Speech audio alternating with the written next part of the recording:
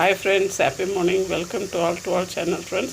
பாருங்க ஃப்ரெண்ட்ஸ், நான் இப்போ நல்லா பெரிய ஸ்பூனுக்கு ஒரு 3 ஸ்பூனு எண்ணெய் விட்டுருக்கேன். அதில் பார்த்திங்கன்னா 2 ஏலக்காய், ஒரு 4 லவங்கு, ஒரு சின்ன துண்டு பட்டை, பின்ன அந்த அன்னாசி பூ ஒரு பூவை நல்லா கட் பண்ணி போட்டுட்டு, பெரிய வெங்காயமும் ஒரு 3 வெங்காயம் இப்படி நல்லா மெலிசாக கட் பண்ணி இதில் போட்டு வதக்கிக்கிட்டு இருக்கேன் ஃப்ரெண்ட்ஸ்.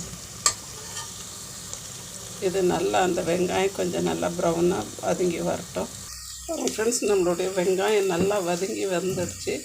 இப்போ நான் மல்லி செடி, புதினா, பின்ன பச்சை மிளகா நல்லா அரைச்சி வச்சுட்டேன்.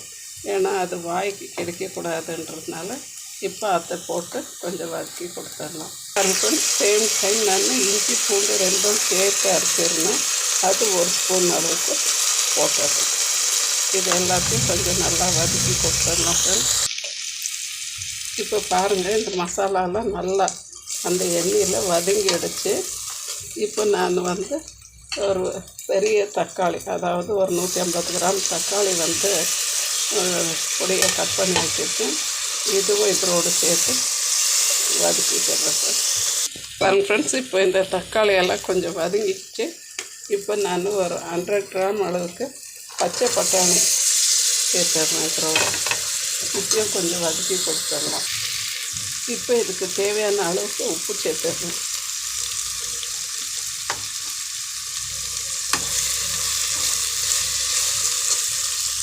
பாருங்க ஃப்ரெண்ட்ஸ், நான் இப்போ செய்ய போகிறதுக்கு தேவையான அளவுக்கு தண்ணி ஊற்றிக்கிறேன்.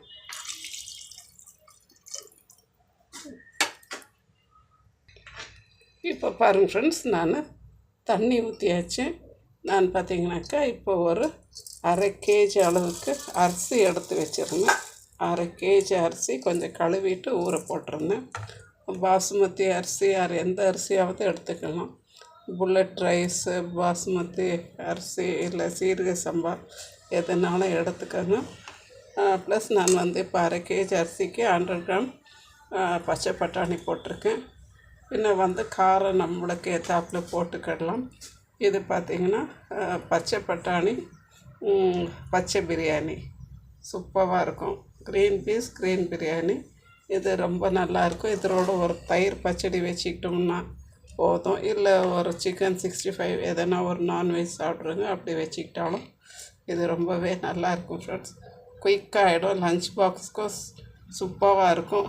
ஈஸி, சேம் டைம் பார்த்திங்கனாக்கா ரொம்ப டேஸ்டியாக இருக்கும். இப்போ நான் எண்ணெய் விட்டுருக்கேன். நீங்கள் தேவைப்பட்டால் நெய் ஆர் பட்டர் சேர்த்துக்கலாம். அது இன்னுமே நல்லாயிருக்கும். குயிக்காக செஞ்சிடலாம். வித்தின் ஒரு 10 மினிட்ஸு நம்ம இதை செஞ்சு முடிச்சிடலாம் ஃப்ரெண்ட்ஸ்.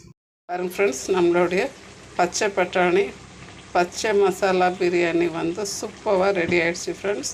இப்போ இதுக்கு நம்ம ஒரு இந்த மூடி அளவுக்கு நம்ம எலுமிச்சங்காய் புழிஞ்சு விட்டுக்கலாம். புழிஞ்சிட்டு இதை கொஞ்சம் கிளறிட்டு இப்போ நம்ம இதை சர்வ் பண்ணலாம் ஃப்ரெண்ட்ஸ்.